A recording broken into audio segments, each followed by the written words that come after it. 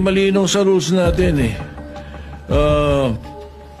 A witness cited in contempt may be ordered by detained in such a place as may be designated by the committee alone or andun yung or eh.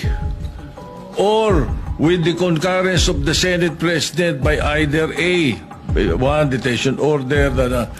So it's the Senate President has the power to do that.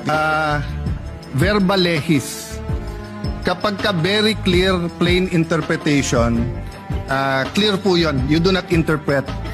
Ang sinabi po sa Rule 6, a witness in contempt may be ordered detained in such a place may be designated by the committee alone. Alone.